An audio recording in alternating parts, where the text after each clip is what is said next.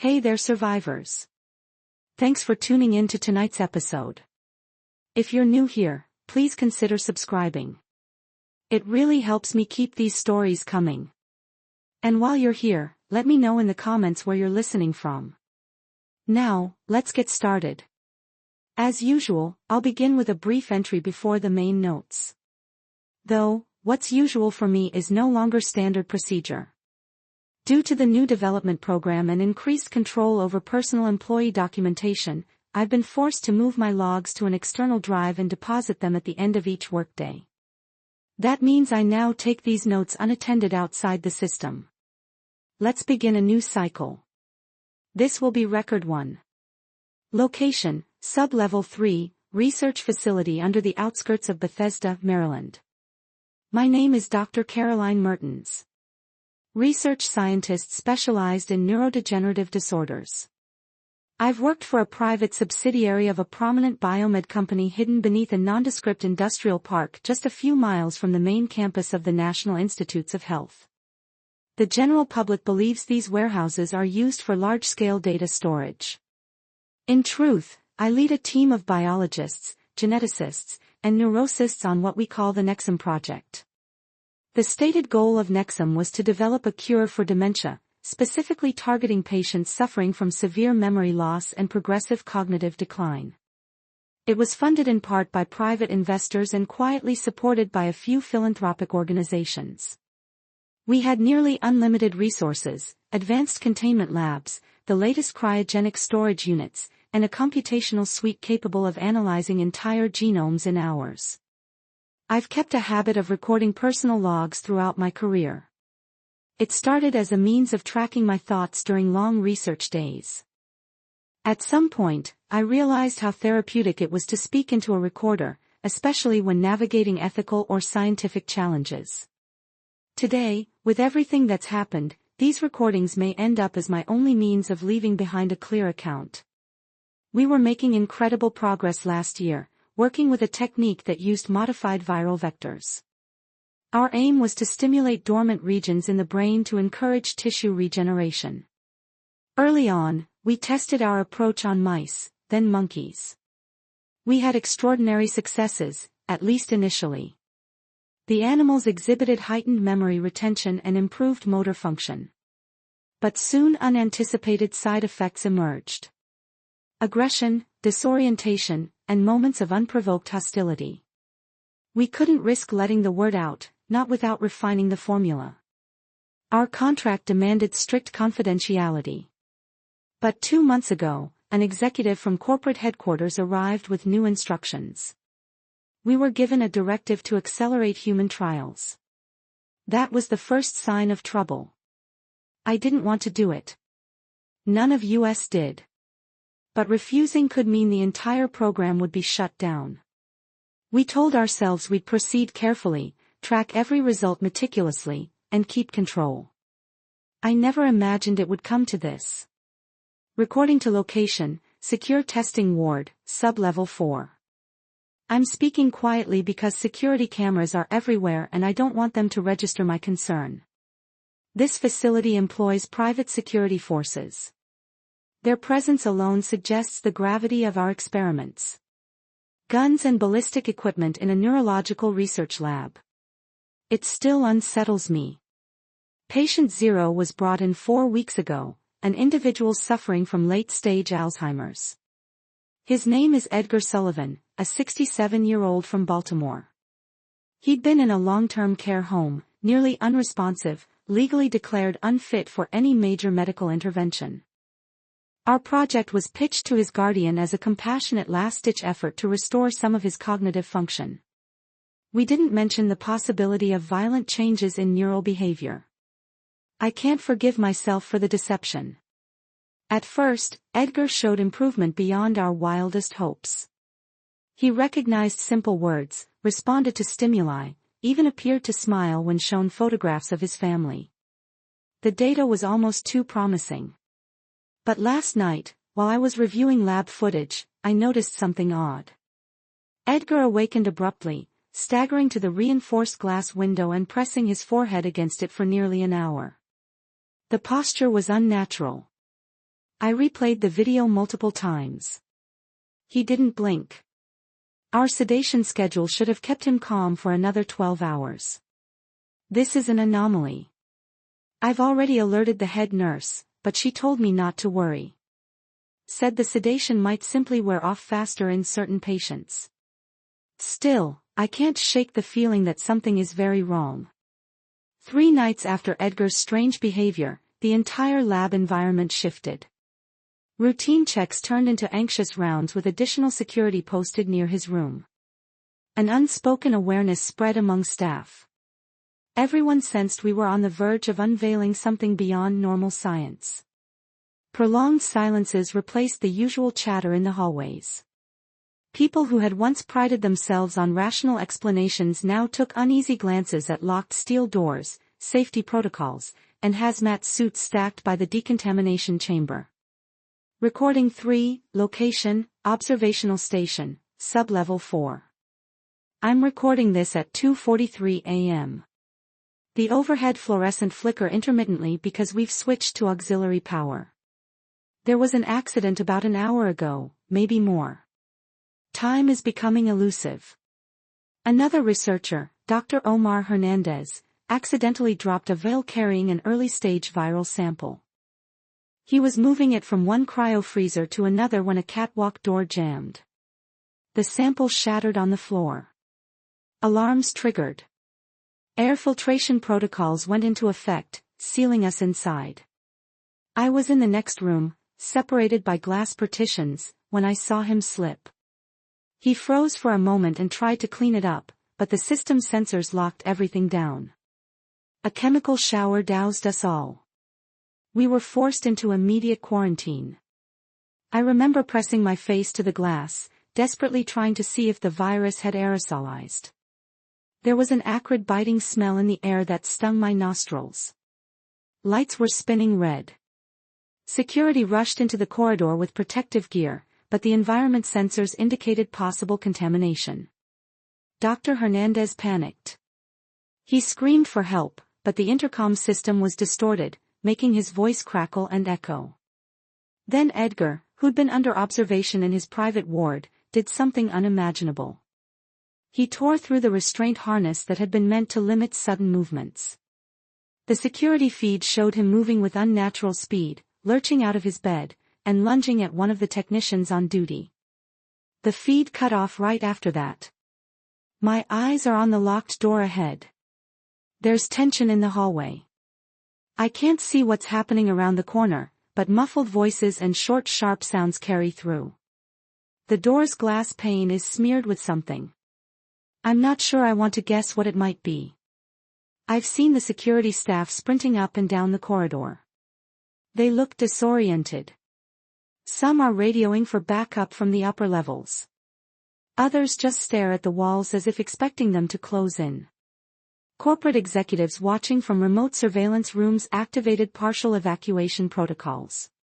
Research staff on the upper floors were hurried out through hidden cargo tunnels. The sub was sealed. An announcement indicated potential biohazard contamination. Anyone left below was considered exposed, requiring indefinite quarantine.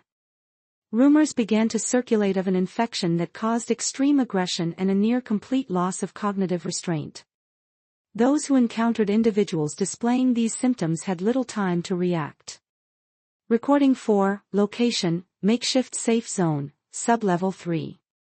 It's about 5 a.m. now, though my watch face is cracked, and I can only guess the exact time. The rest of my team, Dr. Yvonne Lee and Dr. Samuel Grant, are with me in an abandoned staff lounge. We've barricaded the doors with metal cabinets. The overhead lights are dim, powered by the emergency system. The only sound is the soft mechanical hum of the air filtration system, which, as far as we know, could be spreading the pathogen everywhere. It's terrifying to consider. My phone has no signal, presumably jammed by the lab's lockdown measures. Our only source of communication with the outside world might be the facility's mainframe or the emergency phones, but the lines were cut. I recall hearing someone say that they intentionally destroyed them to stop infected staff from leaving the building. I'm not sure if that's real or just speculation. Tensions are high. Everyone speaks in low whispers. I've started feeling an odd pressure inside my head. A few minutes ago, I struggled to recall the passcode to the research server, even though it's been the same for months. Perhaps it's just exhaustion. Still, a voice in the back of my mind wonders if I'm already affected. Maybe the aerosol from that broken vial carried the virus more effectively than we thought. I can't let that happen. I'm worried about infection. Yvonne and Samuel have enough stress. If they know I suspect myself, it'll destroy any morale we have left. Several miles above, life in Bethesda carries on. Commuters are heading down I-495. People are strolling through shopping centers. Few suspect that directly beneath their feet, an event is unfolding that could reshape life as they know it. The handful of scientists still trapped underground, unaware if help is coming, focus solely on immediate survival. Doors and walls intended to keep secrets hidden now serve as a barrier to keep a growing horror contained. But for how long? Recording 5 locations near the freight elevator, sub-level 2. I'm continuing my log on the move, holding the recorder close so the microphone can pick up my voice. Yvonne and Samuel agreed that we should head for the freight elevator. We believe it can take us up to the surface if it hasn't been locked out. We slipped out of the lounge under the flickering overhead lamps, our shoes scraping on floors littered with broken glass and fallen ceiling tiles.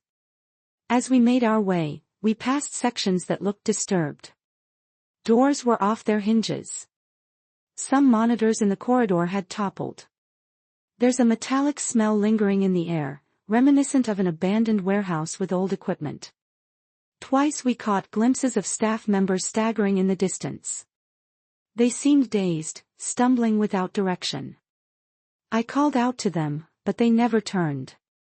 They moved with a slow, unsteady stride that made no sense, as if entranced. We approached one of them, a technician named Derek Pierce, to offer help. I recognized his lab coat and ID. The name badge dangled from his pocket. Before we could reach him, he lurched away, turning abruptly down a restricted hallway. We didn't follow. Something about the way he moved signaled we should keep our distance. We're nearing the freight elevator. The overhead sign flickers, telling us we're close. I can hear mechanical humming, so maybe the power is still on in this sector. If we can make it to the top floor.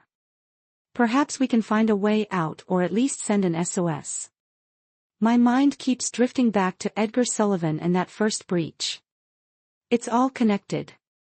In crisis scenarios, companies often protect themselves first. News coverage of an unprecedented outbreak would destroy the lab's reputation and invite government scrutiny. Executives monitoring from safe rooms decided to contain everything. Staff, test subjects, pathogens to keep the story under wraps. Among scientists, there's a grim realization. The corporation might prefer the entire facility remain sealed indefinitely rather than risk the public finding out. Recording 6, location, freight elevator shaft, sub-level 2. It's not working. We found the elevator, but someone sabotaged it. The control panel has been shattered from the inside. Exposed wires spark and a utility cable dangles into the shaft. Yvonne peered inside. She believes the mechanical brakes might be engaged somewhere above. If we had the right tools, maybe we could climb, but that's not feasible in our current state. Samuel suggests heading toward the data center on sub-level 1. There's a possibility we can activate an external link, maybe ping the outside network. We have to be careful. The last few hallways we passed were pitch dark, and every so often we hear faint shuffling that stops when we pause. The silence that follows is unnerving. My head continues to feel heavy. Thoughts arrive slower than usual, like wading through thick water. I'm trying to remain calm, though I keep replaying the chain of events, the corporate push for rapid trials, the suppressed knowledge about side effects, the rushed testing on Edgar. We started this. If we don't find a way to contain it, what's happening inside these walls might reach the surface. Analysis logs from the lab accessed through partial mainframe backups paint a complex picture. The virus uses a modified rabies-like structure to deliver gene therapy agents into the brain. In theory, it should repair neural pathways. In practice, it overloads certain areas, creating hyperstimulation. Subjects become disoriented, then extremely aggressive with a drive to spread the infection. Early data suggests close contact, especially through bodily fluids, can transmit it. The lab's advanced filtration system was supposed to keep it contained, but cracks in the facility's defenses, like that dropped vial, changed everything. Recording 7. Location hallway leading to data center sublevel 1. We've encountered our first direct confrontation. A staff member, Dr. Marcus Field, blocked our path. His lab coat was torn and he looked disheveled. When we approached, he extended his arms as if to beckon us forward, but his gaze was unfocused. Samuel asked if he was injured, but the man didn't reply. He opened his mouth slightly as though trying to speak, but only a low rasp emerged. In an instant, he moved closer, reaching out with unexpected speed. Samuel scrambled backward, nearly losing his footing. Yvonne tugged me to the side. Something about Dr. Field's presence felt deeply unsettling. No rational conversation seemed possible. He took several uncoordinated steps forward, trying to corner us. We used a metal rolling cart as a barrier, pushing it between us. Dr. Field collided with it, but kept moving as if drawn by some internal compulsion. Eventually, we maneuvered around him and hurried down the corridor. He stumbled after us for a few seconds, then stopped, standing rigid and silent in the middle of the hallway. I glanced back to see him tilt his head oddly, like an individual listening to something far away. I want to believe he was searching for help. Yet, every experience so far suggests that once the virus takes hold, any semblance of rational thought quickly fades. These people are not themselves anymore. It hurts to say that many were my colleagues, friends. Above ground, the private security firm has orders to deny entry to anyone without corporate clearance. Local authorities remain unaware of the full extent, only told there's a chemical spill. An official statement was released. An industrial accident has rendered a facility unsafe for normal operations. Evacuations are ongoing. No public health threat. Behind the scenes, requests for assistance are intentionally delayed while the situation fears below. Recording 8. Location Data Center Sublevel 1. The data center is enormous, filled with row upon row of blinking servers. We found a secondary control station that isn't locked down. Yvonne is tapping into the mainframe, attempting to override external communications restrictions. She thinks if we can create a temporary VPN tunnel, we might email or message someone on the outside. But the corporate firewall is formidable, especially after the lockdown. We keep hearing muffled clattering from somewhere among the server racks. It could be the cooling system acting up, or it might be someone moving around. Samuel stands guard at the entrance, a long metal wrench in his hands. It's the only object we found that might serve as protection, though we pray we won't need to use it. I'm scrolling through local CCTV feeds, jumping from corridor to corridor. The images are mostly static or dark. In one feed, I see a group of staff standing in a cluster, not interacting, just swaying slightly in place. Their heads are angled downward as though in a few days. My mind is cloudier than before. There are moments where I drift off while still upright, losing track of entire minutes. I have to remind myself, keep focus, keep recording. If I falter, we might not survive. The words patient zero echo in my head. Edgar Sullivan's face flashes in my mind. The earliest footage of him sitting upright in bed, pressing his forehead to the glass. Did he know then what was coming?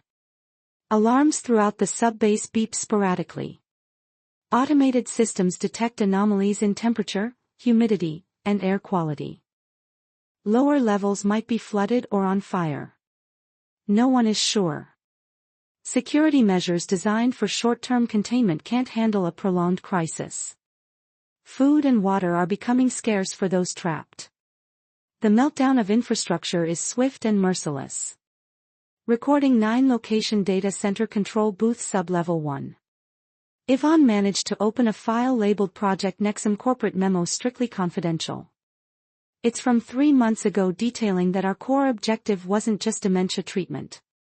High-level executives believed this virus could be adapted for military use if it proved capable of enhancing aggression and eliminating fear responses. They planned to patent it as a potential combat stimulator for specialized forces. Any humanitarian goals were secondary. We were pawns in a larger scheme, kept in the dark to ensure we remained passionate about the cure. My stomach twists at the realization that we were used. Our compassion for patients was exploited to develop something with the potential to undo society. Now that the virus is unleashed, we're the only ones who fully understand it. Yet, we're powerless to stop it. Samuel's face looked grim when Yvonne read the memo out loud. I found myself grabbing the edges of a desk so hard my knuckles felt stiff.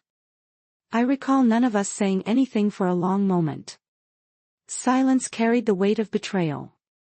Eventually, Yvonne just whispered, "What have we done?"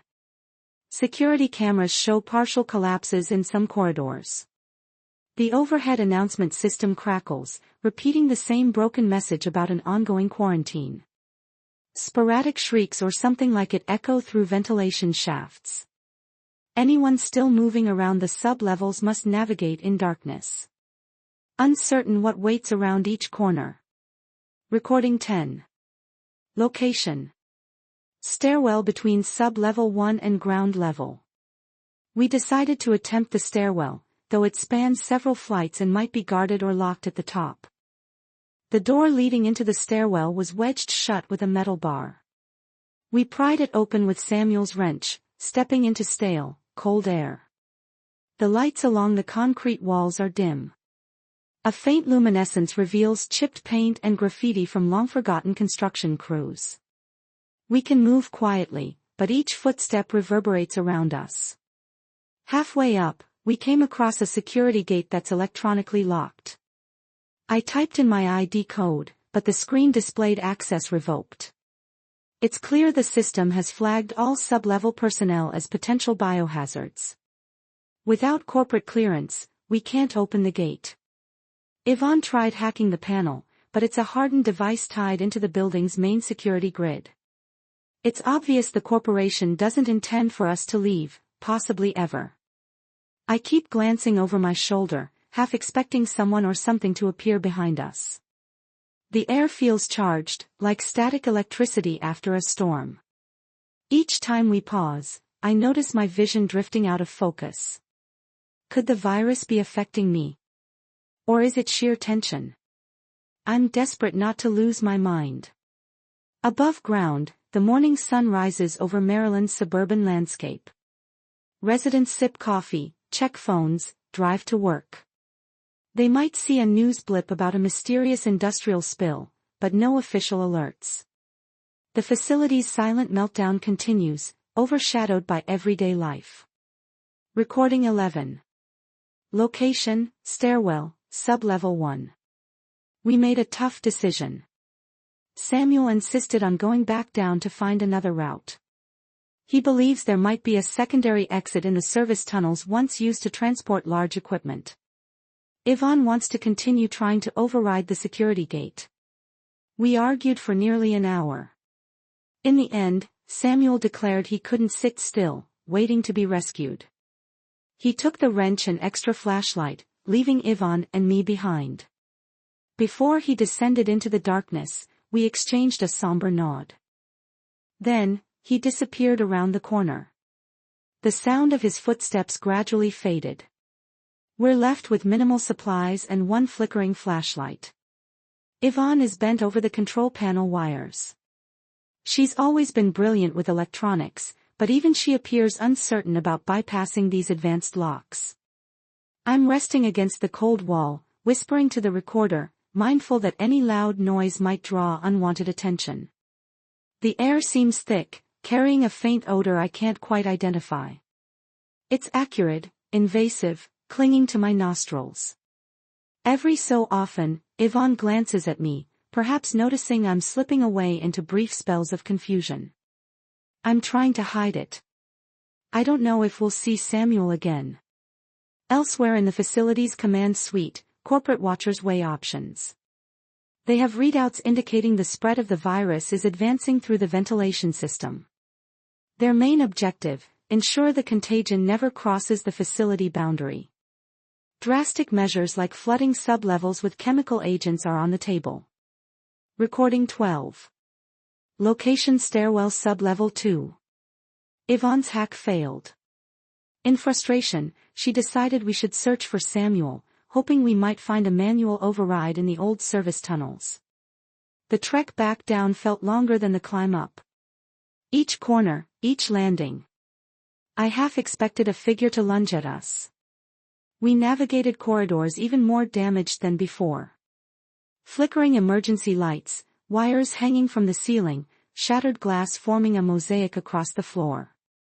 Near a maintenance closet, we found signs of a struggle. Scuff marks, overturned barrels. My mind conjured images of Samuel confronting infected staff or security drones. A single shoe lay abandoned. It didn't belong to him. It was too small, possibly from a lab technician. We pressed on. I'm not sure if it's the lighting or my own failing perception, but everything seems hazier. My sense of time is slipping. Yvonne quietly asked how I was feeling, and I managed a weak nod, offering no real answer. Each step I take feels slightly unsteady. Yet I keep reminding myself to speak into this recorder, to document the unraveling of events before my cognition unravels, too. Infected individuals roam the corridors in small groups, occasionally colliding with each other and parting ways. Their eyes lack awareness, their movements erratic. The transformation strips away identity, leaving behind a singular drive. Doors that once symbolized scientific ambition are now meaningless obstacles in a cat and mouse game between the living and the changed. Recording 13. Location. Service tunnels. Sub-level 3. We found the entrance to the service tunnels hidden behind a storage area. My ID card surprisingly worked on the rusted panel. Inside, the air was musty and stale. The passage stretched into darkness with overhead pipes dripping at intervals. A half-wet floor forced us to tread carefully, the water reflecting thin slices of light from Yvonne's flashlight. We discovered a small control room containing ancient monitors displaying black and white camera feeds from other parts of the labyrinth. One screen showed a figure moving slowly along a corridor. The vantage point suggested it was near our location. Could it be Samuel? I'm losing track of entire conversations now. Yvonne asked me something, possibly about the camera feed, and I mumbled a noncommittal reply. The inside of my head feels shrouded in cotton. I keep blinking as if that might clear the fog. We need to hurry, Yvonne said at one point, though her voice sounded as if it were underwater. I nodded, trying to project confidence, all the while battling a creeping resignation that I might be infected. Above ground, hush-hush negotiations are underway between corporate lawyers and government liaison. Suggestions of sealing the entire stubble with concrete are floated, though it might be a final measure if no other solution presents itself. Meanwhile, the few survivors remain pinned between labyrinthine corridors and the unstoppable progression of the virus. Recording 14. Location deeper in the service tunnels. Sub-level 3. I'm struggling to speak coherently. My words are jumbled. Still, I need to record this. We found Samuel. He was hunched in a corner near a partially collapsed tunnel. His clothes were disheveled and his flashlight lay shattered on the ground. When we approached, he looked at us, but gave no sign of recognition. Yvonne whispered his name gently. He tilted his head like a curious dog and slowly rose. She took a hesitant step forward. That's when we saw the vacant look in his eyes. He raised his arms as if to reach for her. Yvonne's hands shook and she tried to speak, but the words died on her lips. I reached out, placing a hand on her shoulder to pull her back. Samuel's breathing, shallow, raspy, filled the narrow space. The tension weighed heavily in the air. Then, in a sudden motion, he lurched forward. Yvonne moved away just in time, and he stumbled into a concrete wall. We had no choice but to retreat. He didn't follow. Instead, he just stood there, silent, facing the wall as if something commanded his attention. We left him behind, hearts heavy with regret. Yvonne's face was downcast, but there was nothing we could do. Within Dr. Caroline Mertens, microscopic viral agents multiply, threading through her bloodstream, pushing past the blood-brain barrier. Cognitive processes falter as the pathogen weaves new neural patterns. Willpower wanes, replaced by instincts not yet fully understood. Recording 15. Location: abandoned laboratory wing. Sub-level 3. We stumbled into a lab that appeared unused for months. Possibly an old staging area. Desks were covered in dust, overhead lighting failing in patches. Yvonne insisted we rest. She rummaged through drawers, eventually finding an emergency kit with water pouches and protein bars. My appetite is almost non-existent, though I forced down a few bites. She noticed my vacant stare. I could see the realization forming behind her eyes. I mustered a weak smile to reassure her, but we both knew the time for pretense was over. My voice is slurring at moments. When I speak, sentences break off abruptly. Some part of my mind is aware of this. Another part insists on continuing, repeating the same phrase, keep recording. Keep recording. A flicker of overhead light cast sharp shadows around us.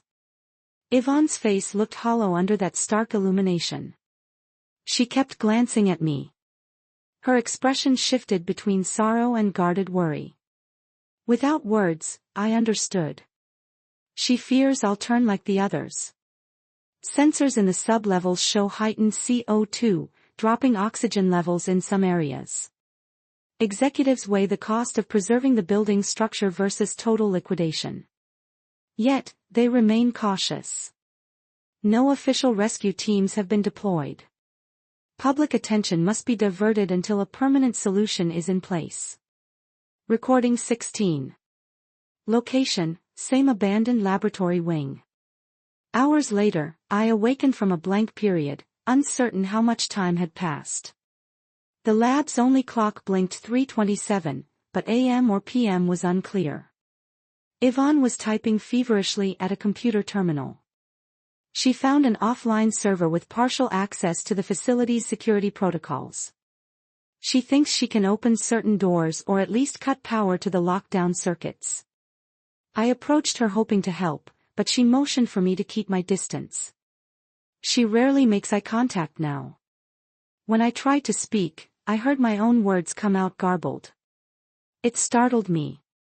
Something about hearing myself talk in that disjointed manner was more chilling than any scare I've experienced so far. Then Yvonne softly said, "I'm sorry." She turned back to the screen, her fingers flying over the keyboard.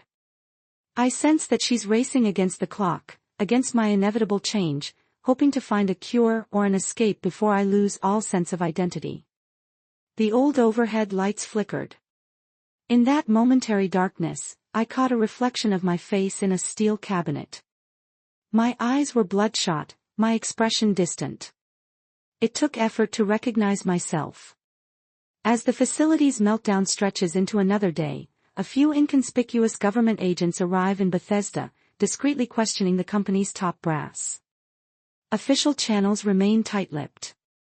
A swirl of partial truth circulates behind closed doors, overshadowed by the unstoppable tide of the infection below. Recording 17. Location: Laboratory Terminal, Sub-Level 3. Yvonne discovered a communication submarine that might still ping an outside line. Some relics that corporate didn't fully disable. She's encoding a message with the relevant data about the virus's structure, infection pathways, and the urgent need for outside intervention. I stand behind her, nodding, though I barely comprehend the lines of code on the screen. My concentration slips in and out. I record what I can, but hearing the playback is jarring. My speech is slurred, words colliding into each other. The only reason any of this is still comprehensible is because I've practiced dictation for years. We brace ourselves. If we send this message, the corporate will almost certainly detect it. They might cut power or revert to more extreme methods to contain the outbreak, but we have no alternative. This could be our only chance to warn the outside world. An overhead pipe bursts in a distant corridor, flooding a section of the sub with knee-deep water. Sparks fly from damaged electrical panels, and a pungent haze drifts into multiple research rooms. The survivors who remain unaffected hide wherever they can, hoping for rescue. Infected staff rove aimlessly, guided by primal impulses. Recording 18. Location, same terminal. We did it. Yvonne typed the final line of code and the system displayed a green bar indicating the data packet left the facility. Whether it reached a safe server or was intercepted, we can't know. Yvonne exhaled sharply as if a weight had lifted from her shoulders. Then she turned to me, her eyes reflecting deep concern. She said my name. I tried to respond, but my voice sounded foreign. I repeated a phrase. We started it. We can't. We can't. We can't. Over and over. She grasped my shoulders, urging me to focus. For a moment, clarity returned. I managed to say, there's no going back now. In the corporate offices above, sirens begin to wail. A high-ranking official slams a red button. A typed order flows through. Initiate full facility purge. Deep underground, mechanical systems begin wearing, vents change pressure, and hidden compartments release swirling clouds of unknown gas. It's a last-ditch attempt to sterilize the complex along with everyone inside. Recording 19. Location, Laboratory Wing, Sub-Level 3. I can hear the hiss in the hallways. Yvonne is shouting something, pointing toward the vents. A pale fog seeps along the ceiling, creeping downward. This might be a chemical agent intended to neutralize the infection, or it might be something far worse. We throw on whatever protective masks we can find in a supply cabinet, but there are only 2. Mine is damaged. The elastic band is frayed, so I hold it to my face. Yvonne checks the hallway, then motions for us to move. I follow, but with each step, my vision tunnels. The walls seem to curve. Or maybe that's my mind failing. We reach a door that leads into another corridor. My grip on the recorder slips. I pick it up unsteadily, noting the trembling in my fingers. The gas intensifies the environment's sense of unreality.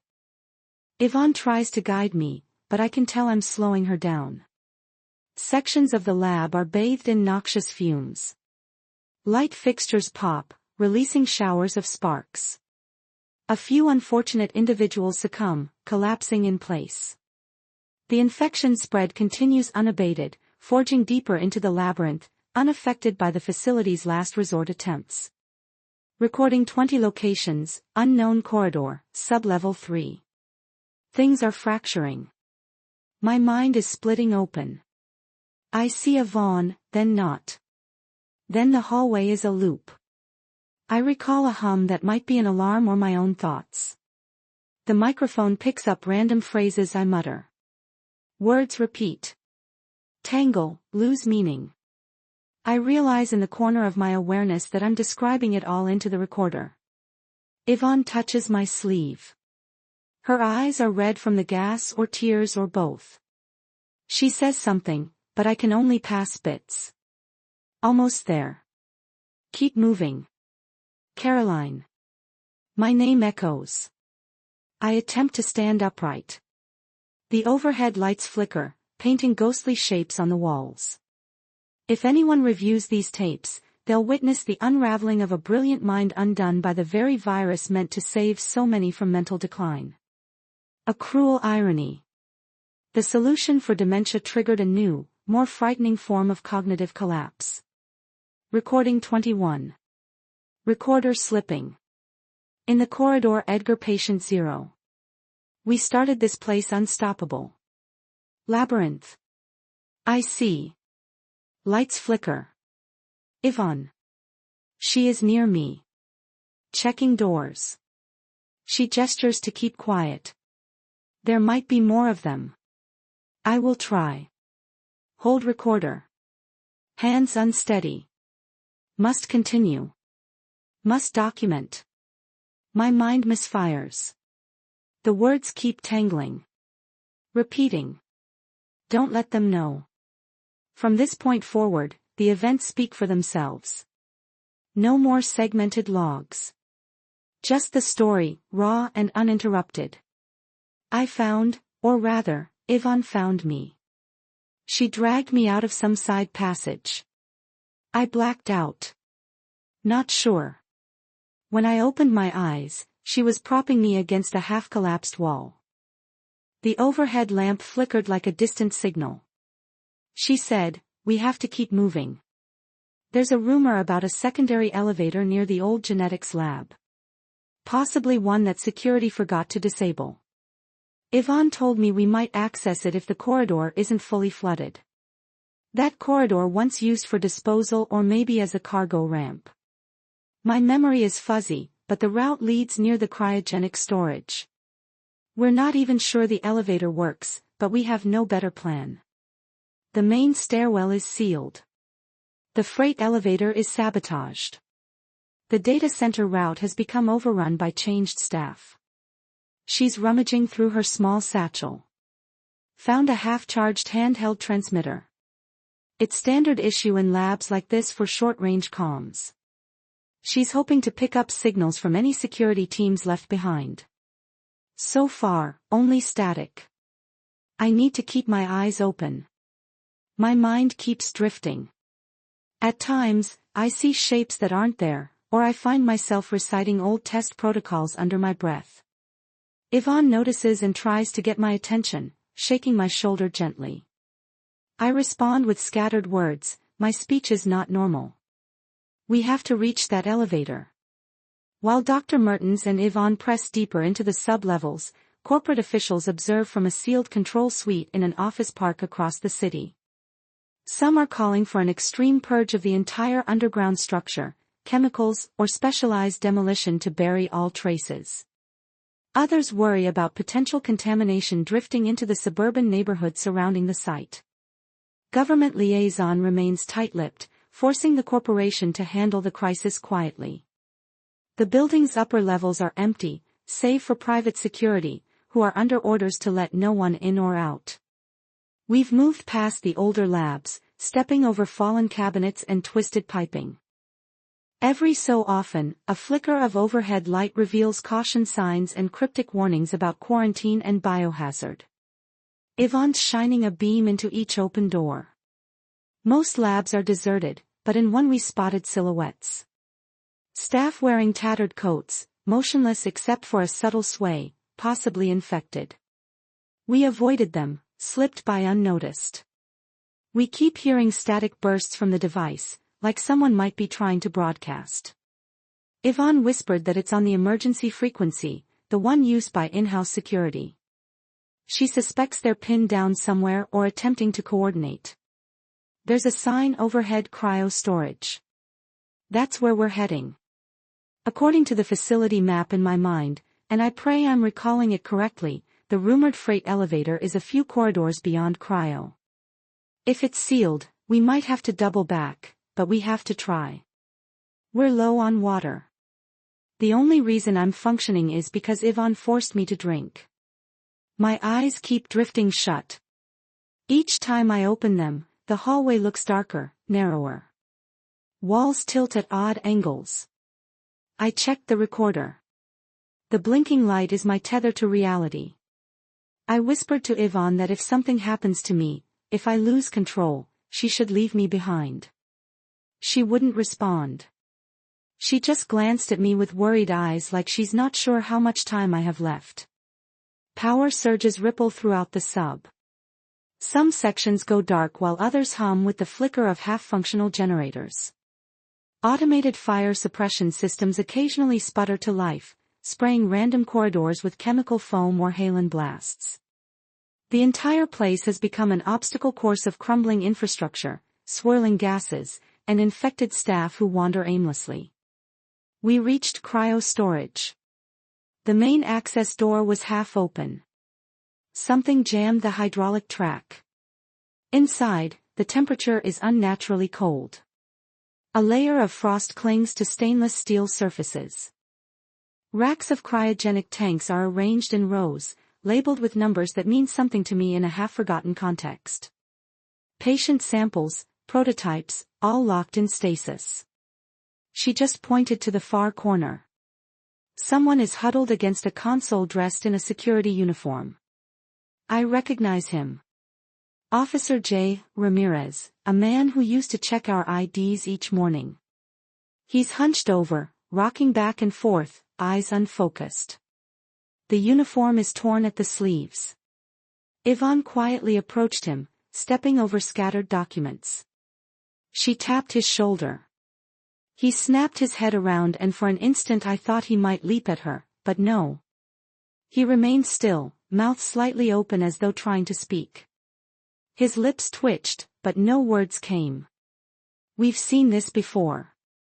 The blank stare, the near catatonic posture. These are the latest stage symptoms in some infected, a limbo state between raw aggression and a final cognitive collapse. Yvonne motioned for me to give her the handheld transmitter. She tried to see if Ramirez was carrying any extra gear. He had only a half-discharged radio with a broken antenna.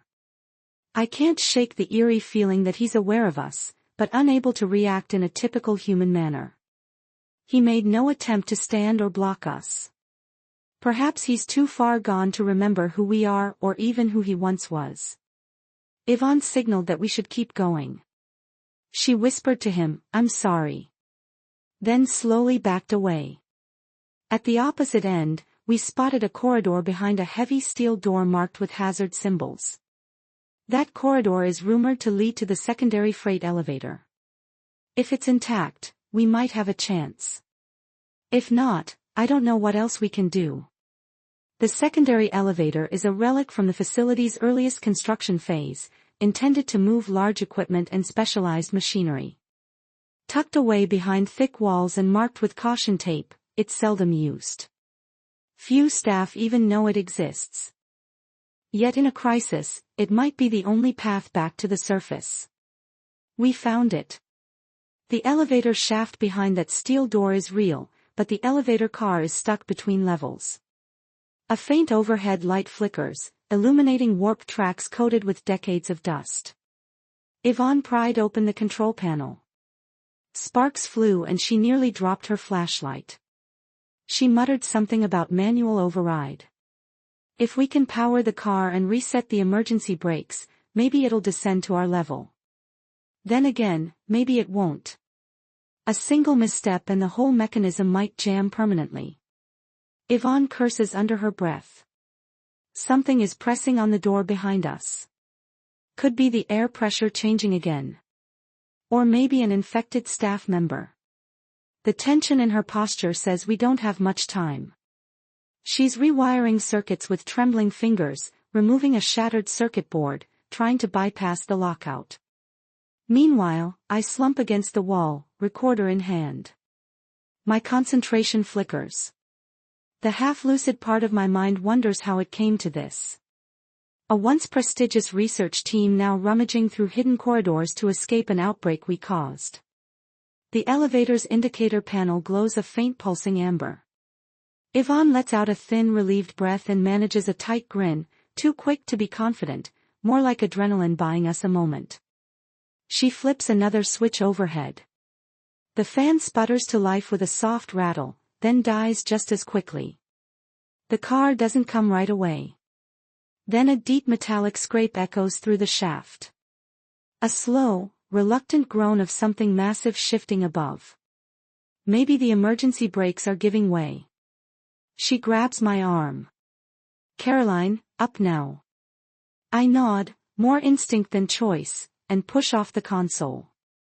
My legs nearly fold. I catch myself on the wall, the edge of the metal cutting into my palm, grounding me. The recorder knocks against my hip. I'm up, I mutter, though it comes out warped. Yvonne doesn't flinch. She knows. The world is tilting slightly. Or maybe that's just me. Words crawl to the front of my mouth, jumbling before they reach the air. I need the floor line. Getting low. Low signal in blood. I trail off, unsure what I just said.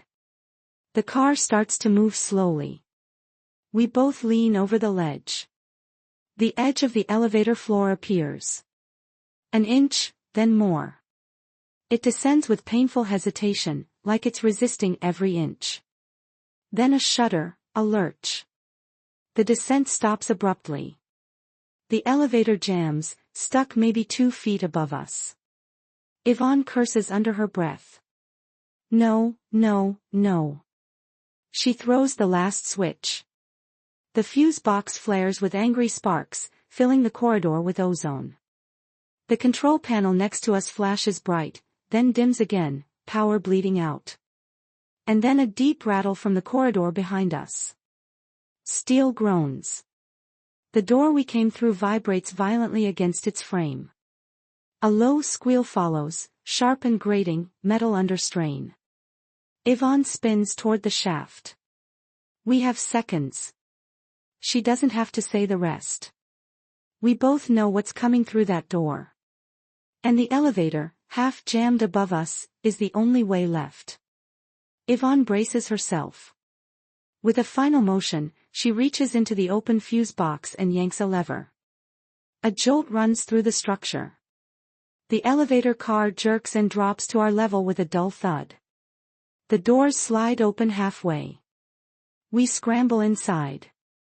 Above them, the corporate watchers see a flicker on their control screens indicating elevator 2, manual override engaged. They realize some staff members still roam the sealed facility. The corporate override system attempts to reset the elevator, but Yvonne's jury-rigged wires hold for the moment, preventing remote lockout. Time is running out for everyone.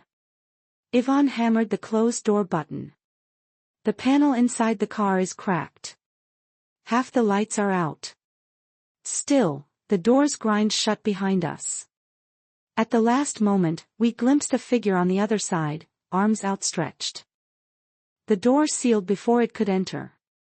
The air in here is stale, tinged with the odor of old lubricant and recycled coolant. Yvonne checks the overhead panel, flicking switches. She's trying to direct power to ascend. There's a rumble as the elevator lurches upward an inch, then stops. Another toggle, another jolt. My head swims from the abrupt movements. She glances at me, concerned. I look at her, trying to focus. I mouth the words, keep going. We move. The elevator rattles its way up, passing from sub-level 3 to 2, then halting. A red light on the control panel flashes angrily. Some sensors are engaged. Maybe the building's main system is trying to override us. Yvonne's not giving up. She slams the button for ground level. The car shakes again, continuing upward with a groan. Sparks rain from a corner overhead. Yvonne glances at it, startled. Someone is definitely broadcasting. Could it be security? Another researcher. I lean forward, but the words are impossible to make out. We're too preoccupied with the elevator. Then the elevator shudders to a halt between sub-1 and the ground level. The overhead panel goes dark. We're suspended in near darkness, enclosed by metal. We're stuck. Within a nondescript building near the research labs, corporate supervisors monitor system readouts. An operator declares the elevator is jammed.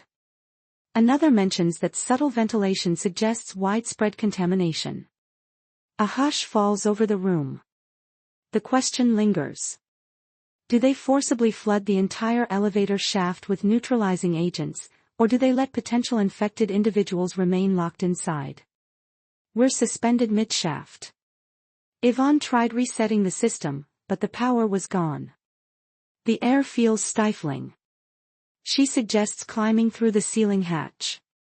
There's a chance we could reach the next level. There's a ladder or catwalk on the side of the shaft, standard for maintenance. If we can get onto it, we might climb the last stretch to the top. My coordination is short. Climbing a vertical ladder in this state is terrifying, but we have no alternative. Yvonne hoists herself onto a small metal ledge. She extends a hand to me, shining the flashlight upward. I see the walls of the shaft, a network of cables and dust swirling in the beam. Slowly, I grab her arm. My legs are shaky. She guides me onto the narrow ledge. We're on the side of the elevator car now, clinging to the rung of an ancient ladder. Yvonne goes first. I follow. The handheld recorder jammed into my belt. I can't let go of it. Even though it's an odd habit at this point. Below us, the elevator car rests in darkness. If I glance down, everything spins. So, I focus on each rung step by step. We climb for what feels like an eternity, though it can't be more than a couple floors. Eventually, we spot a dimly lit door labeled Maintenance Access Ground Level. If we can push it open, we'll be out of the sub. She rummages in her bag for a small pry bar. The door might be sealed electronically. We can hear the distant hum of facility power lines or possibly an emergency generator above. The higher we go, the closer we get to the corporate's hidden offices. I brace myself against the ladder, taking slow, measured actions. My mind flickers with confusion. Random memory fragments.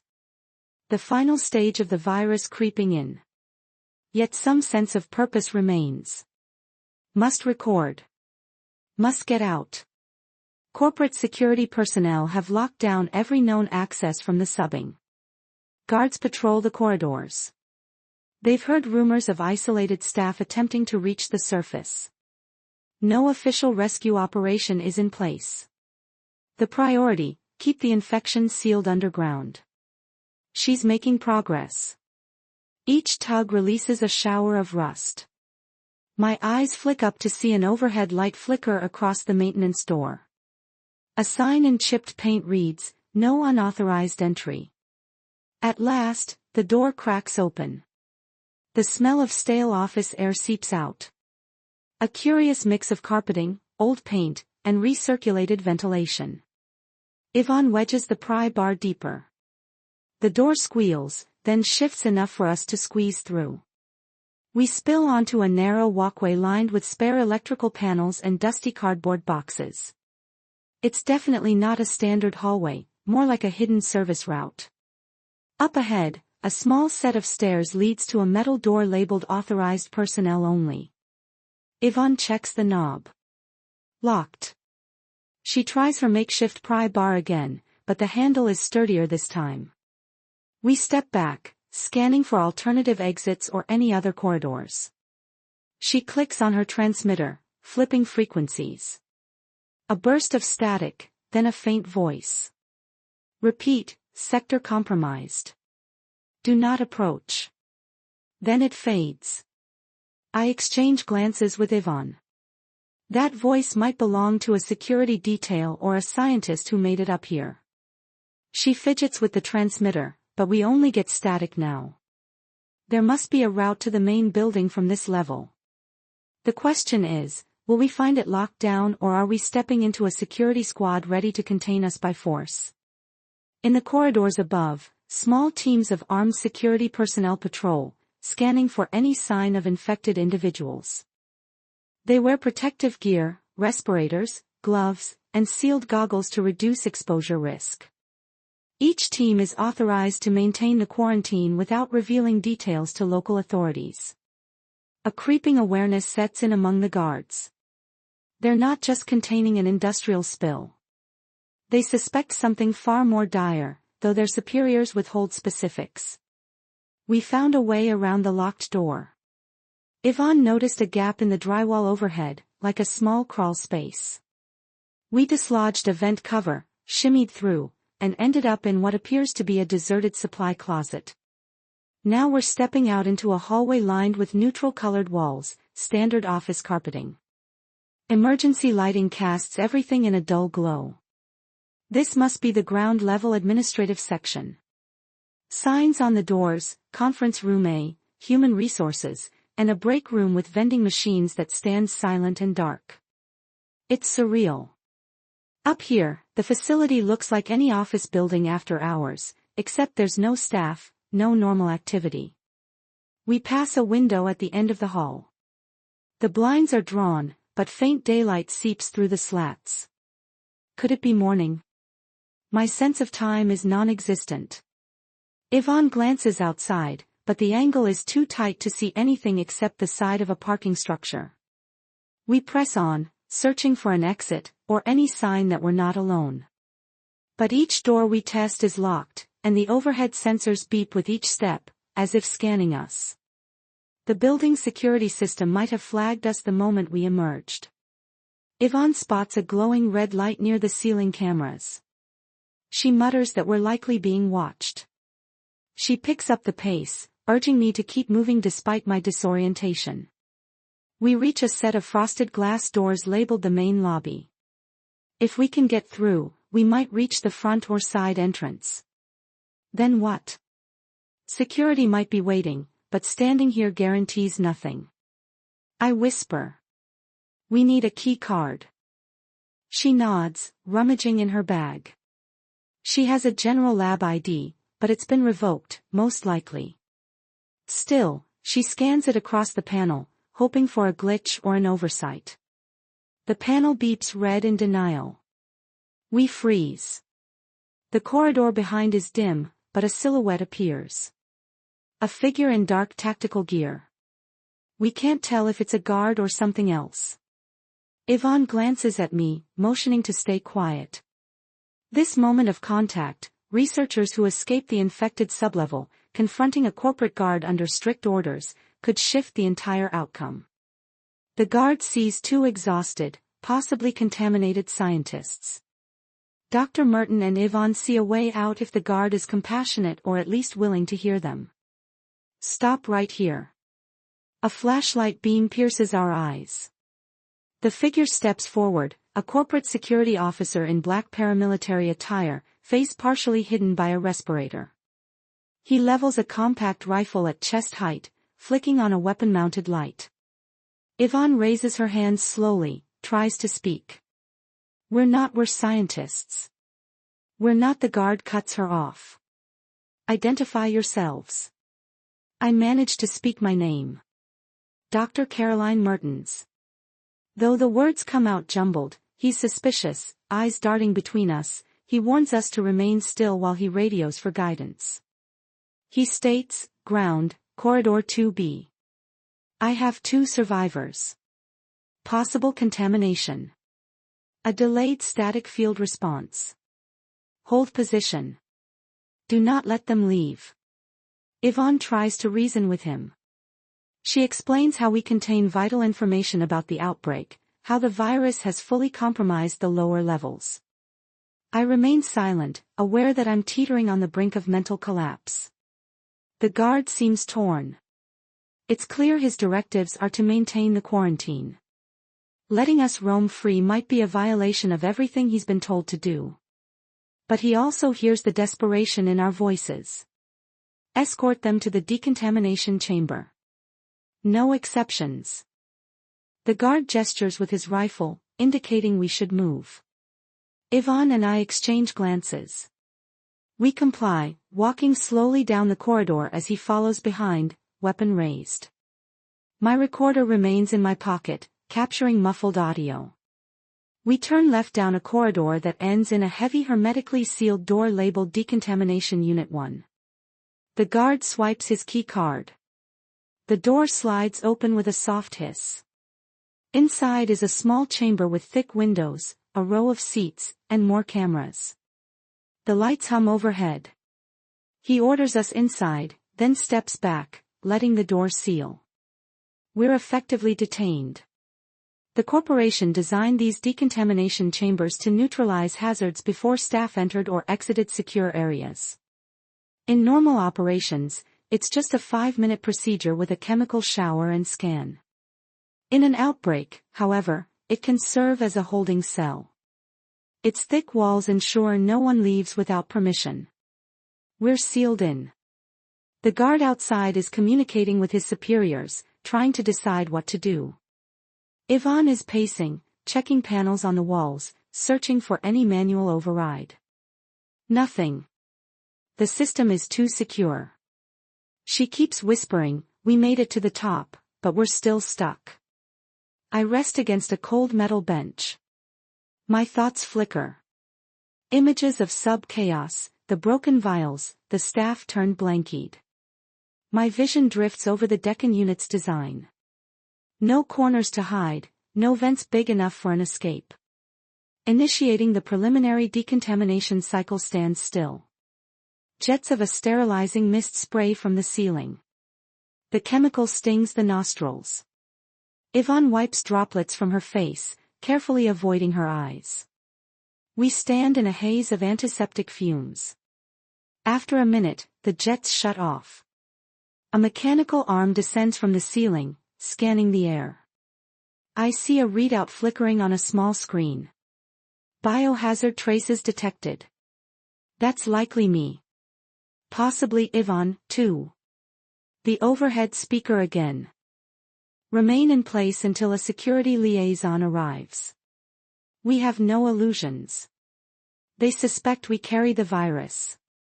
The moment that's confirmed, the standard protocol might be indefinite isolation or worse. Down the hall, behind tinted glass windows, corporate liaison observe Dr. Marins and Ivan on a live feed. They see 2 exhausted survivors of the outbreak, but they also know the virus's transmissibility. There's debate about how to proceed. A potential cure might lie in Dr. Merton's data, but the risk of letting an infected individual roam free is enormous. A figure in a crisp business suit flanked by 2 armed guards, steps in. She's wearing a respirator mask, her posture stiff. A laminated ID tag on her suit jacket reads, "Miss L. Alden, Corporate Liaison." She addresses Ivan and me with cautious formality. "Dr. Mertens, Dr. Lee, we've been monitoring your progress. We understand you have knowledge crucial to containing this incident." Ivan tries to speak, explaining the virus's progression, how it began in patient 0, and how it mutated in the lower levels. Miss Alden listens without reacting visibly. Then she says something that chills me. "We need your immediate cooperation in developing a neutralizing agent." A memory surfaces. The corporate memos we read about dual use for the virus. Miss Alden continues, "The data you carry, lab notes, recordings, anything, could be vital to a potential fix. We have limited time." Ivan glances at me, uncertain. The virus has advanced in my system. Miss Alden must see the signs in my disorientation, my halting speech. She offers a deal. Help them reconstitute the original viral vector to create an antidote and they'll provide medical support for me.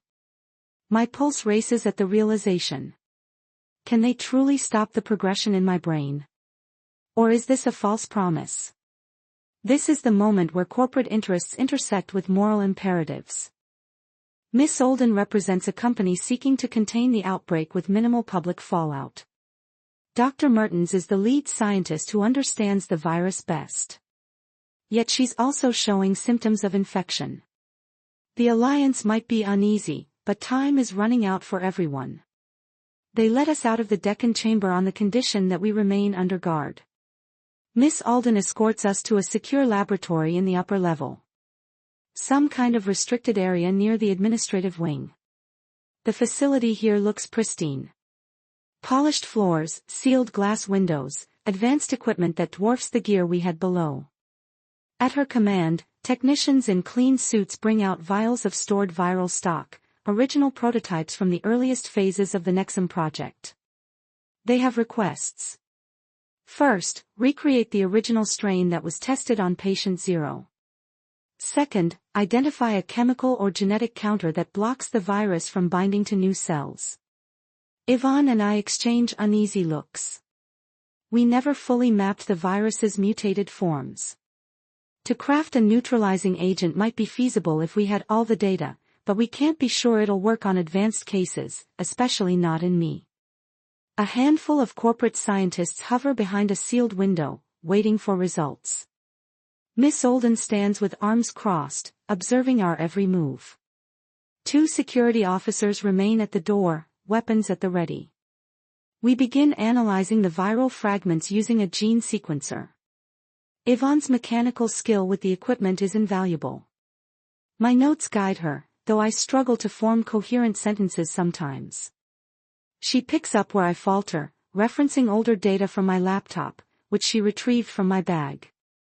There's a tenseness in the air, a quiet acknowledgement that we might be forging a cure or building something even more dangerous. The meltdown below intensifies with infected staff drifting into subsections once considered inaccessible. Meanwhile, corporate suits debate employing a catastrophic measure to seal the complex. Miss Alden's operation is the last attempt at a precise scientific solution before more drastic steps are taken. Time is blending. We've been in this restricted lab for hours, maybe days. Yvonne and I eat tasteless protein bars delivered by a technician in a hazmat suit. We barely speak except about the virus's structure. My condition worsens. Periodically, I lose entire minutes. I'll be analyzing a gene sequence and then realize I'm standing across the room not remembering how I got there. Yvonne looks concerned each time, but she can't stop working. Our survival might hinge on these results. Miss Alden occasionally steps in, pressing for updates. How close are we? When can we test the agent? She speaks coldly, ignoring the moral weight. She's not oblivious to the outbreak's horror, just narrowly focused on containing it. The computer shows partial success. We've identified a receptor-blocking compound that might slow viral entry into cells, but we have no guarantee it'll reverse the changes in infected subjects. Miss Alden insists we keep refining. She's not interested in partial measures. She wants a cure. Yet my mind wonders. Is the corporation truly aiming for a cure? Or are they aiming to repurpose the virus again? Far below, structural supports give way in certain corridors. Water seeps through cracks in the foundation. The infected roam. Quarantine efforts hold for now, but it's only a matter of time before the damage extends to the outside. The facility is a time bomb. An alarm just triggered. Red lights flash overhead. Through the lab's reinforced glass window, I see Miss Alden barking orders into her radio. Security officers dash down the hallway. Something must have happened. Maybe a breach from below or a sign that the infection spread further than we thought.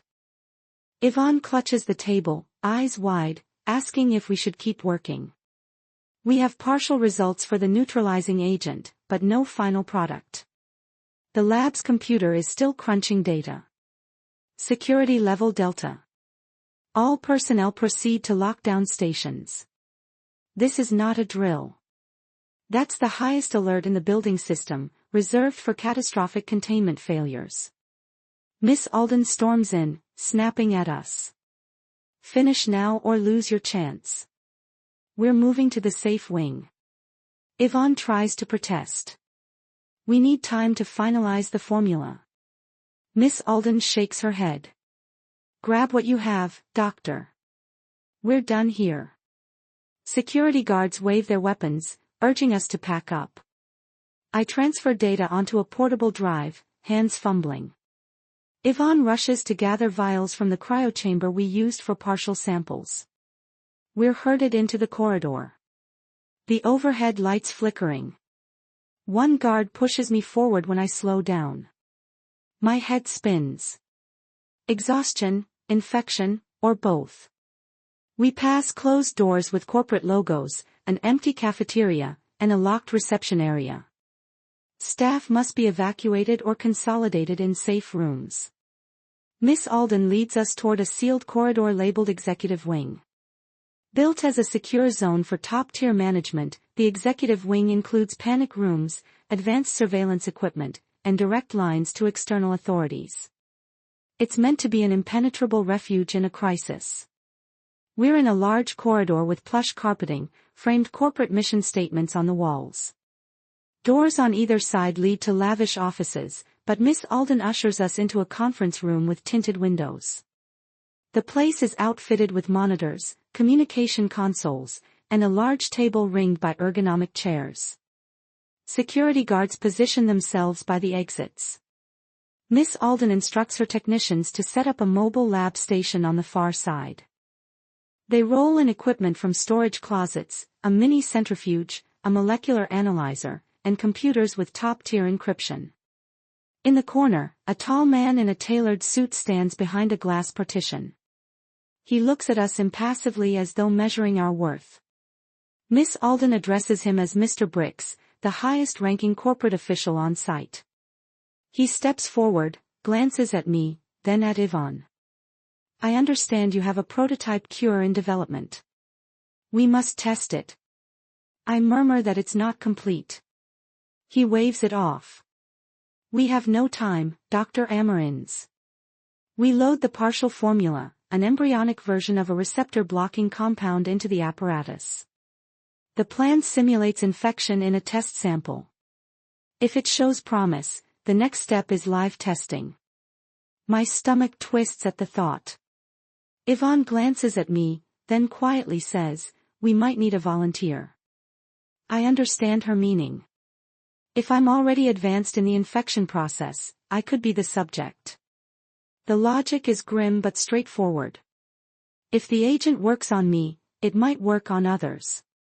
If it fails, Mr. Hrick seems to catch our exchange. He folds his arms. We'll do what must be done. The corporate brass now rely on the very scientists they exploited to develop this mutated pathogen. The moral complexities blend with survival instincts. Everyone is desperate to contain the outbreak, if only to save their own reputations, assets, and lives. Yvonne prepared a minimal dose of the receptor-blocking solution. I agreed to let her administer it to me in carefully controlled increments. She's hooking up an 4-bag, makeshift, but as sterile as possible. In these conditions, Miss Alden and Mr. Hrick's watch through a partition, presumably to avoid direct exposure if something goes wrong. A security guard stands behind Yvonne, weapon lowered but still ready. Yvonne's eyes flick to mine, searching for approval. I give the faintest nod. She primes the 4-line. The fluid inside has a faint pale tint. Our potential salvation. She begins the drip. I feel a wave of confusion. Maybe. My thoughts swirl. This is uncharted territory, attempting to block a virus that has already invaded my brain. I cling to the recorder, describing everything I can, though the edges of my consciousness blur. Yvonne checks the mini-lab results. The solution is supposed to degrade the virus's binding proteins. Minutes pass. I sense a bizarre stillness, as though the chaotic swirl in my head has paused. Is it working or am I imagining things? Miss Alden's voice crackles over the intercom. Any change? Yvonne doesn't answer immediately. She's checking readouts from a handheld device scanning my vitals. Then she quietly says, "I'm not sure, but there's no immediate deterioration." No immediate improvement either, though. In that silent conference room, two possible futures unfold. If the compound fails, the corporation will consider more draconian measures. If it succeeds, it could salvage what's left of the lab and countless lives. For Dr. Mertens, the difference between these outcomes is a matter of hours. After about an hour of observation, Miss Alden steps back into the room, flanked by guards. She demands an update. Yvonne explains the molecular reading. The virus's rate of replication in my bloodstream appears to have slowed. It's not definitive, but the slope is less steep. Mr. Hendrick's phone buzzes. He speaks to someone off to the side in urgent whispers. I catch fragments. The plan, sub-level flooding, budget concerns. They might be discussing the decision to chemically flood the lower facility. A last-ditch measure that would neutralize all living matter there. Yvonne stares at me. She can sense my disorientation. The drip continues and the mixture courses through my veins. Though I'm still tethered to the infection, a subtle clarity emerges. She reads the data. Your cellular markers, they're stabilizing. This might be working, Caroline. I try to speak, but my words come out. Miss Alden steps closer. All business. If the compound is viable, we need to mass-produce it immediately. Yvonne shakes her head. We need a bigger lab, a clean environment. The lower levels are compromised, and this station isn't enough for mass production. Mr. Hicks exhales sharply. He mentions an off-site location.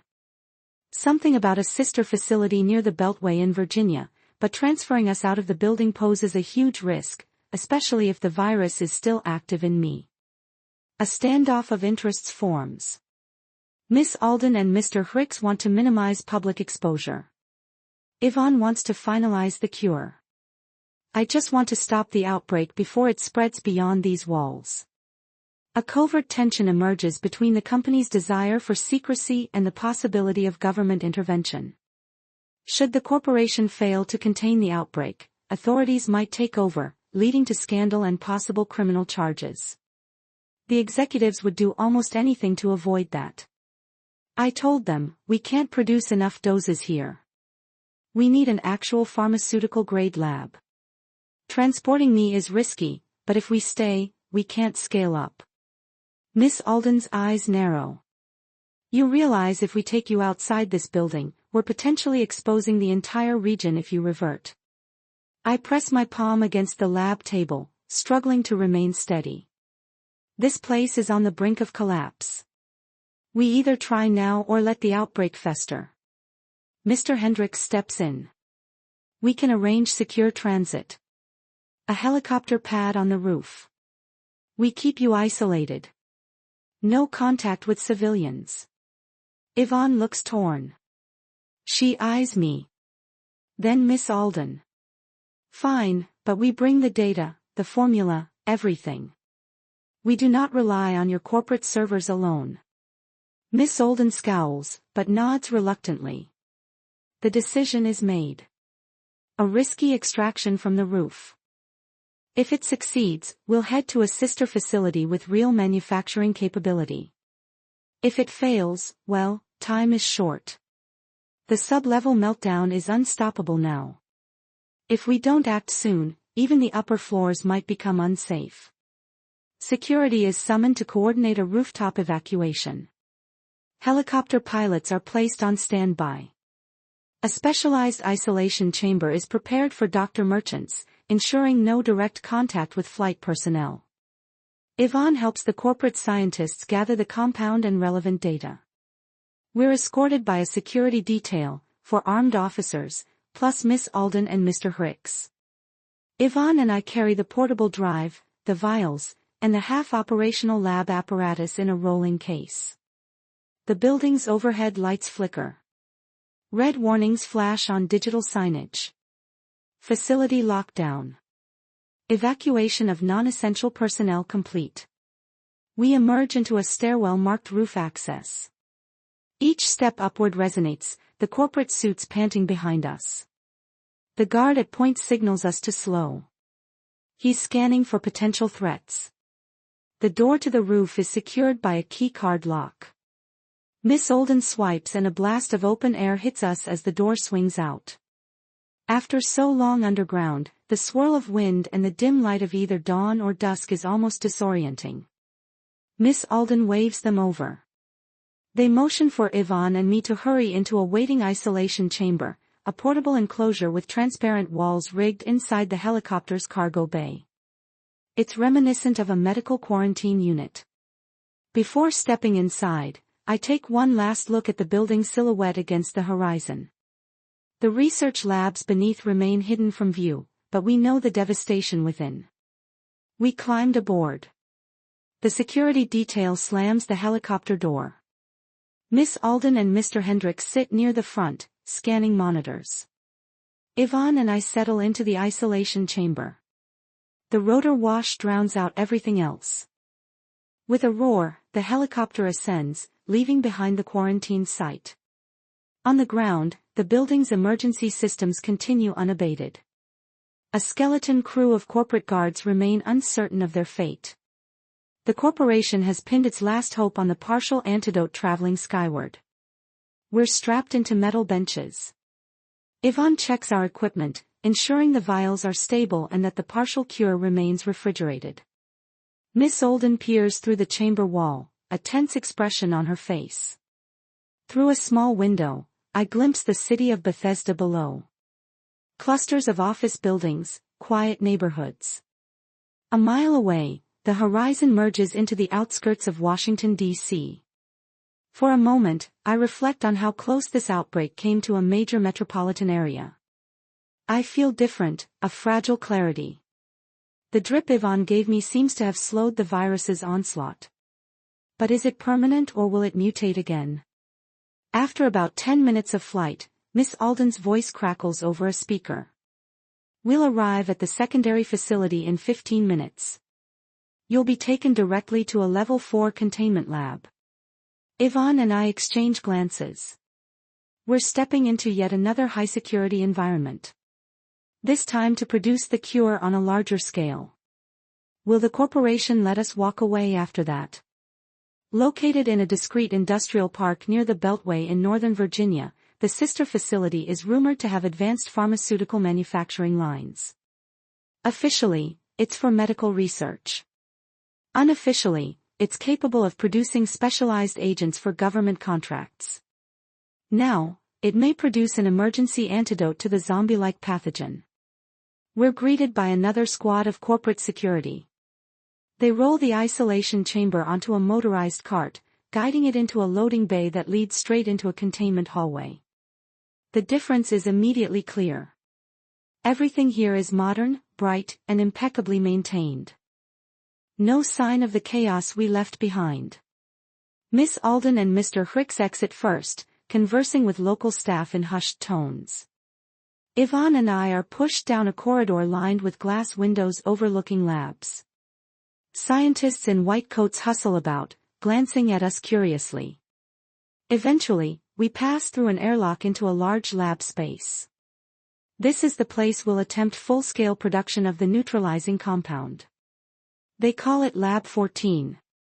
For a fleeting second, Dr. Marin sees employees going about standard research tasks, loading machines with reagents, compiling data at computer stations. Compared to the gloom and destruction of the sub in Bethesda, this environment feels surreal, almost normal. Yet, the hushed urgency in everyone's expressions reveals they know the stakes. They moved us into a specialized suite with negative pressure airflow. Yvonne unpacks the samples. A team of lab technicians stands by, ready to replicate the formula once we finalize it.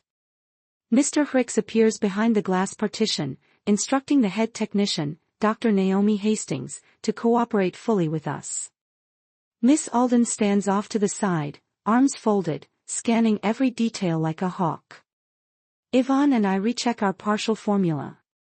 The receptor-blocking compound effectively slowed the virus in me, but we need to refine it for wide-scale use. Dr. Hastings is knowledgeable, quickly grasping the fundamentals. She inputs parameters into a large manufacturing console, explaining how they can produce small batches for immediate testing. I approached an automated cell culture station to help calibrate it for the virus. My memory still stutters, but the new clarity from the partial cure helps me remain coherent. Yvonne stands at my side, referencing the notes we salvaged. We set everything in motion, cell lines infected with a controlled sample of the virus. Then we add the blocking compound in graduated doses.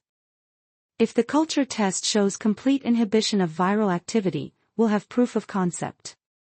Mr. Hicks and Miss Alden watch impatiently. Their entire crisis management plan hinges on our success. Word from the original facility in Bethesda suggests total structural failure may be imminent. Local lines picked up chatter, partial cave-ins, possible infiltration of groundwater.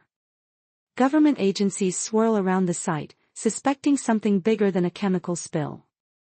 The corporation, focusing all efforts on Dr. Merton's formula, hopes to present a solution before news breaks. We have initial data. The test culture shows a nearly 90% reduction in active viral agents. The virus's structural proteins degrade in the presence of our receptor-blocking compound. It's not absolute, but it's remarkable progress.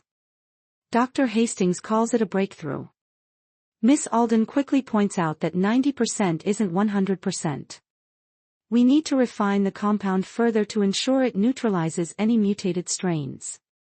Yvonne demonstrates how to tweak the formula. She modifies a binding agent, reducing its toxicity while boosting its ability to cling to the virus's surface proteins. Within an hour, we ran a second test. 98% inhibition. We're on the cusp of a truly effective antidote. Mr. Hendress steps up to the glass. Produce enough for field use immediately. Dr. Hastings nods. The production line works to life. Automated arms combine reagents in precise micrograms, funneling them into sterile vials. Yvonne leans against the counter, relief evident in her posture. I feel a sense of quiet triumph, though overshadowed by the memory of the countless individuals trapped in the subtle. For them, this may come too late. With a nearly complete cure in hand, the corporation faces a new moral quandary. Do they share it widely, risking public disclosure of the outbreak's origin, or do they attempt a more covert rollout, saving face while prioritizing their own interests? For Dr. Marins and Yvonne, the priority is saving lives, no matter the repercussions. Before mass distribution, Miss Alden insists on verifying the formula's effect on a fully infected subject. She eyes me. We tested a partial dose earlier. Let's confirm with a complete regimen. Yvonne and Dr. Hastings prepare a controlled injection protocol. They plan to give me the full new formula to eradicate any residual virus. If it succeeds, that's definitive proof. Yvonne walks me through the procedure. We'll administer the formula in stages, monitoring viral load via blood tests every 15 minutes. She lays me on a sterile exam table, hooking me to monitors. My grip on the recorder tightens. I want to document everything. The first few minutes, I sense no immediate difference. Then, a wave of clarity washes through my mind. The intangible fog that's haunted me since the meltdown below lifts slightly. Technicians measure my vitals, run a quick blood sample through a portable analyzer. Yvonne's breath catches as the readout confirms. My infection levels plummet. The mutated virus is collapsing under the new compound. It feels like an impossible victory. Miss Alden murmurs through the intercom. Begin production at full capacity. With a working cure in hand, the corporation may salvage its reputation if they can keep the initial outbreak hidden. Plans begin forming for how to deploy the cure discreetly in the lower levels or whether to write off that site entirely in favor of containing any future spread. They gave me a second dose to ensure total viral elimination. I can think again without drifting. My memories are still patchy, but the immediate danger has receded. Yvonne confides that Miss Alden and Mr. Hendress wants to orchestrate a quick strike team deployment back into the original facility. Their aim, test the cure on a handful of infected staff, contain or neutralize the rest, then demolish the entire site. I asked, what about the innocent people trapped down there? She shook her head. They see them as a liability. They'll rescue anyone they can. But neither of us can forget the faces of colleagues, friends, the security officer Ramirez, Dr. Field, or even Samuel. If they're still alive, lost in the darkness, they deserve a chance. The next hours blur. Technicians pack the vials into specialized cases for transport. An armed team in hazmat suits readies a helicopter, planning to airdrop or deliver them to the sub-survivors if any such rescue is greenlit. Miss Alden remains stone-faced, focusing on the corporate angle. Mr. Briggs is on phone calls, presumably with top-level management. The difference between a humanitarian mission and a covert cover-up might hinge on these conversations. A few newly briefed staff voice concerns. Shouldn't government agencies handle this? The corporate line is that it's internal, a matter of containment, but the moral cost of ignoring those still trapped below weighs on those who know the full story. For Dr. Mertens, there's only one course of action. Push for rescue. A meeting was called. Miss Alden, Mr. Hicks, Yvonne, Dr. Hastings, and I gathered around a table scattered with documents and data screens. Guards hovered in the background. Mr. Hicks spoke first. We have two paths. 1. We attempt a surgical strike to deliver the cure to any survivors, then neutralize the entire lab with a controlled demolition. 2. We seal it permanently. No rescue attempt. Yvonne and I both objected to the second path. We argued for the moral imperative and the possibility that some of the infected can be brought back with the cure. Miss Alden looked skeptical, but she shot an uneasy glance at me, perhaps remembering how I was once nearly lost to the virus, yet recovered. Mr. Hicks finally nodded. A small rescue operation, then complete destruction. We begin planning. Yvonne will accompany the strike team to oversee cure administration. I joined them if not for Miss Alden's insistence that they need me at the sister facility in case something goes wrong with the formula. She calls me the primary knowledge base. Yvonne tries to argue for me to come, but Mr. Briggs shakes his head. We won't risk the only expert on the cure. Within the hour, a specialized helicopter with a half-dozen corporate security paramedics and Yvonne departs for the site of the original outbreak. Dr. Mertens is left behind. Feeling a mix of guilt and relief, they launched the operation at dusk. Approaching the facility's roof, the building structure is dangerously compromised. Through the helmet cams, I see glimpses of collapsed corridors, flickering lights, and pockets of infected staff. Yvonne's voice crackles over an open channel. Administering the first dose to a survivor we found in the sub-elevator. She sounds determined yet anxious. Miss Alden stands behind me, arms crossed, her face unreadable. Mr. Hendricks hovers at a console, occasionally barking instructions. The strike team manages to treat a handful of infected who display partial responsiveness. Some are too far gone, physically incapacitated or unreachable in collapsed zones. My heart twists at the thought of them. Every so often, Yvonne calls out, "Caroline, we found another administering cure." Each success is a small victory. The building groans in the background, on the brink of total structural failure. Yvonne's team is running out of time to extract survivors. Corporate demolition squads are on standby, primed to reduce the entire complex to rubble once the rescue operation ends. Yvonne shouts, "The corridor is giving way. We have to evacuate now." The camera jerks wildly, showing twisted steel beams and water pouring from overhead pipes.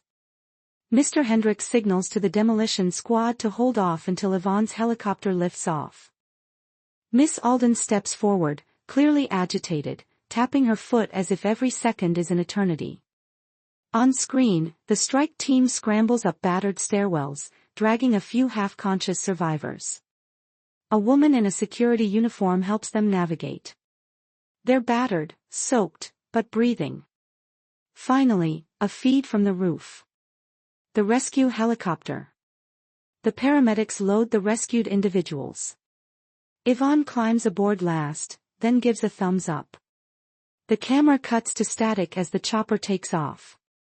Miss Alden quietly nods at Mr. Hicks. He picks up a phone, states, "Initiate final containment." From miles away, Dr. Mertens watches the final act. A controlled demolition. Well-placed charges ensure the sub collapses on itself.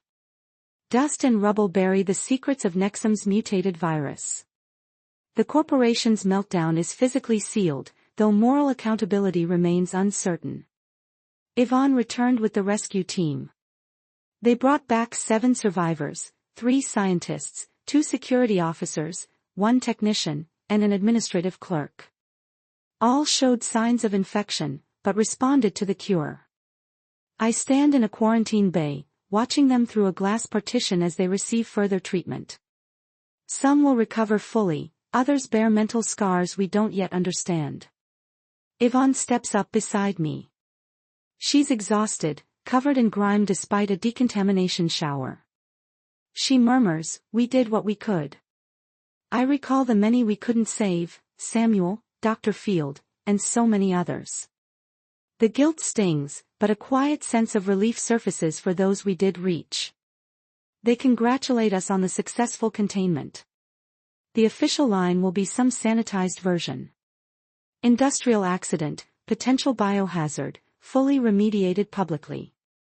No mention of the zombie-like outbreak or the fate of countless colleagues. I offer no response. My gaze lingers on the survivors, each a testament to the tragedy. Yvonne sighs, tired beyond words. In the following days, the corporation arranges hush medical care for the survivors, ensuring non-disclosure agreements are signed. Dr. Mertens and Yvonne remain under close watch, recognized as the only ones truly understanding the virus's complexities. Yet, they also sense they're under corporate control for now. It's been a week. My infection is gone. The cure is stable in my system. The survivors continue to improve. Yvonne and I have debriefed with corporate staff daily. They want details more than we're willing to share. We're told we can't leave the sister facility yet. Something about monitoring. Miss Alden frames it as standard procedure, but Yvonne and I sense it's to ensure we remain silent. They're finalizing a press release about a chemical spill, an internal incident fully resolved. She sits next to me, resting her head against the wall. We exchange looks, relief, sadness, and resolve. We did everything we could. The meltdown ended, but the cost was enormous. I speak into the recorder. If you're hearing this someday, please understand. We tried to fix what we started. At least some survived. Rumors swirled that the corporation might continue the research in secret, refining the virus for new applications. Yet with Dr. Mertens and Yvonne present, a sense of caution prevails. Another outbreak would be unthinkable, but corporate ambition has a long memory and deeper pockets. I'm concluding these tapes now, uncertain if they'll ever reach the public. For me, this is closure, a record of how the outbreak began and ended.